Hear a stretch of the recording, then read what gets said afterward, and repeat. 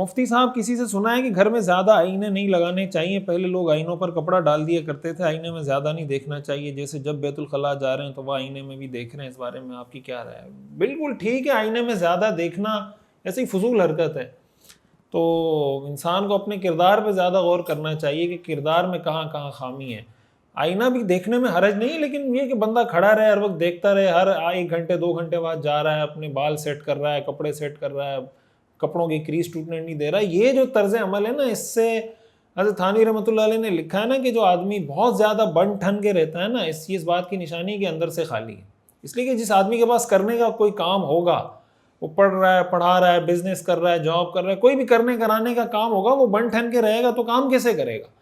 تو جو آدمی ہر وقت اسی میں لگا ہوا ہے کہ وہ بن ٹھن کے ہی رہنے کے چکر میں لگا رہتا ہے، اس کا مطلب اس کے پاس زندگی میں کوئی اسپیشل کام نہیں ہے کرنے کا۔ تو زیادہ ان چیزوں میں نہیں پڑھنا چاہیے۔ اصل آئینہ جو ہے وہ دل کا آئینہ ہے۔ وہ علامہ اقبال کا شعر ہے نا کہ تو بچا بچا کے نہ رکھ ایسے کہ یہ آئینہ ہے وہ آئینہ، کہ شکستہ ہو تو عزیز تر ہے نگاہ آئینہ ساز میں۔ اپنے دل کی طرف توجہ رکھیں کہ دل، کردار میں حسد، بغض، کینہ، نفرت، اخلاق، خوش اخلاقی، یہ چیزیں اس آئینے میں دیکھیں تو انشاءاللہ کردار نکھرے گا۔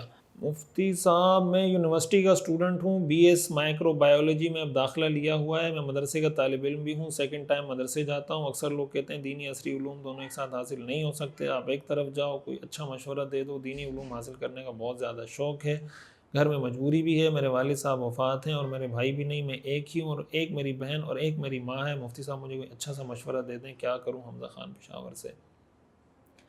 دیکھیں، اس طرح کے جو مشورے ہوتے ہیں نا، وہ ذاتی نوعیت کے، وہ کسی مقامی سطح کے کسی آدمی سے لیں جو آپ کے حالات سے، گھریلو حالات سے، دیگر چیزوں سے باخبر ہو، تو وہ بہتر مشورہ دے سکتا ہے۔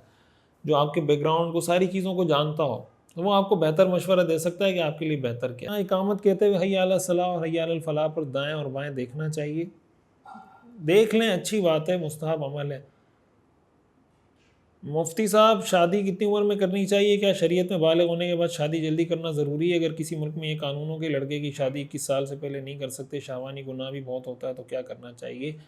جواب تفصیل سے دیجیے۔ بھائی عمر، شادی اسلام کی نظر میں تو یہ کہ جب بالغ ہو جائیں تو شادی کر لیں۔ وَأَنكِحُوا الْأَيَامَ مِنكُمْ وَالصَّالِحِينَ مِنْ عِبَادِكُمْ وَإِمَائِكُمْ إِنْ يَكُونُوا فُقَرَاءَ يُغْنِهِمُ اللَّهُ مِنْ فَضْلِهِ۔ اللہ فرماتے ہیں اگر فقیر ہیں، اللہ نکاح کی برکت سے ان کو غنی کر دے گا۔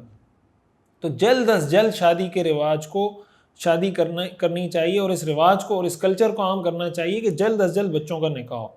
باقی کسی ملک میں اگر یہ قانون بنا ہوا ہے تو اس ملک کی قانون کی یہ پابندی کرنا شرعی نقطہ نظر سے لازم نہیں ہے۔ باقی اگر اس کی وجہ سے آپ کو کوئی سائیڈ ایفیکٹ فیس کرنے پڑتے ہیں، وہ آپ کا اور اس ملک کے قانون کا مسئلہ ہے۔